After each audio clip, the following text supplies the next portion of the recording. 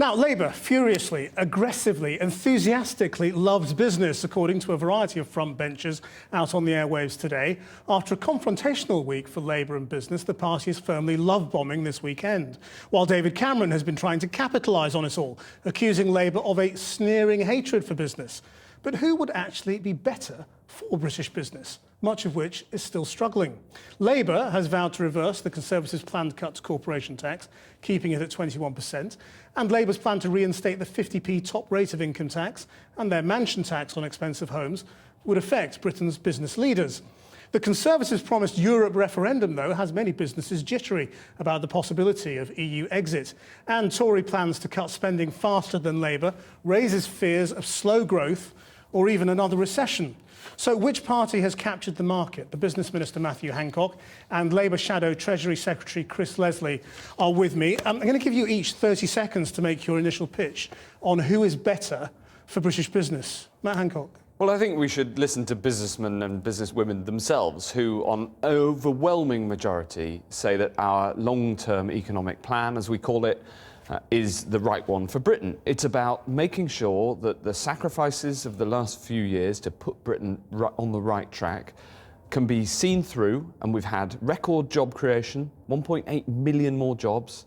We've now got wages rising faster than prices. We've got a record number of startups and 750,000 new businesses. Time up. So it's about supporting job creators. And just look at who businessmen and businesswomen are saying they'll support. Chris Leslie, who's better? Why are you better? Well, strong businesses, I think, are important not just for living standards, but also repairing the public finances.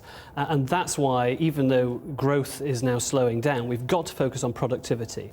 An independent infrastructure commission to give businesses some certainty, British Investment Bank to make sure that we give credit to entrepreneurs, a leading role at the heart of the European Union for more stability for business, and of course a tax cut in the shape of reduction in business rates for the vast majority of firms, rather than corporation tax for all, because trickle-down economics is not working for business either. OK, take each other on for a minute. Why is his long-term economic plan, as he keeps going on about, wrong? Or not working? Because ultimately it's not delivering either for business, but in particular for the living standards of the vast majority. Matt will give you the impression that everything is rosy, there's nothing wrong in society, whereas your viewers, Matt, your constituents will realise that wages have been stagnant for a record period of time, and unless everybody has a share in prosperity, then we're not going to have a fair society, but businesses also will not prosper either. Matt Hancock? Well, there's a whole series of things wrong with that critique. The first is that the best way to help people to be more prosperous is to have a job, and there's a record number of jobs. It's true that we've had to take... Hold on. It's true we've had to take difficult decisions, but wages are now rising faster than prices and have been for more than a year, so that is moving in the right direction. And crucially, we've got to make sure that this country can be prosperous by supporting job creators and the people who ultimately make the prosperity. And if I were to critique Labour on the other side, I'd say that this attitude of attacking businesses and attacking business leaders and saying that they want to raise taxes when we can deal with the deficit mostly through spending reductions, these things are saying we want to stop this plan that has been delivering. And Chris Leslie, you did effectively declare war on business, didn't you? Absolutely. You attacked them as predators.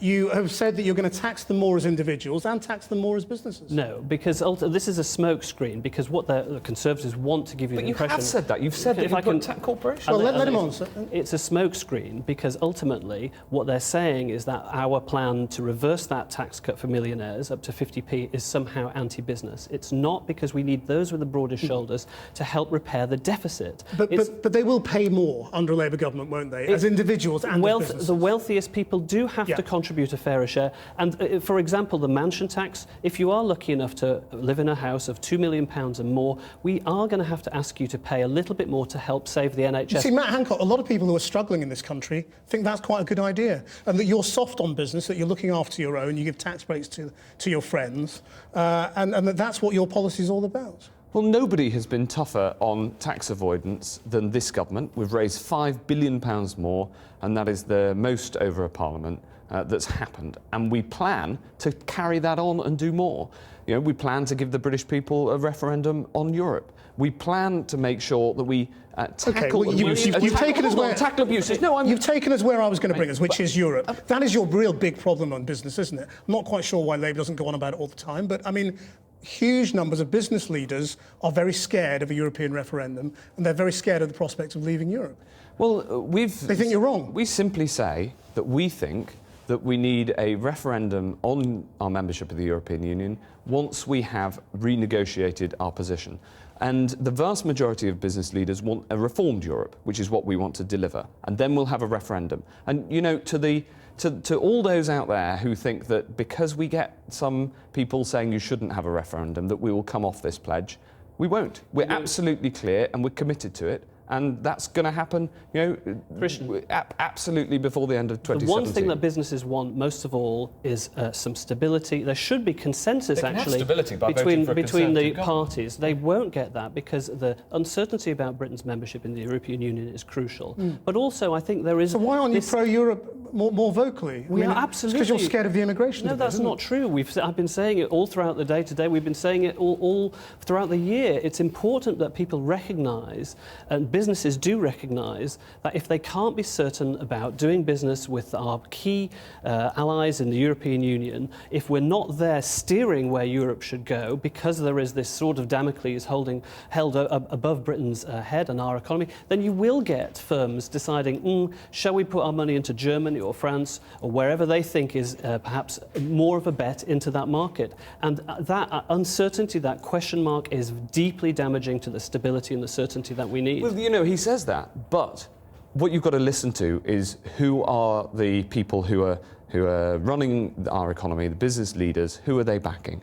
And they're saying that a Labour government would be a catastrophe. No, they're not. You know, you look at one or two. Just look at. Hold on. Just look at the press over these last Tory few weeks. as well. You know, your shadow chancellor couldn't even name a single business supporter. And on that discord, right? I'm afraid we're out of time. But we will be. You know, we'll just, if we need to stand up to business, we'll be. Thank you both very much for coming in.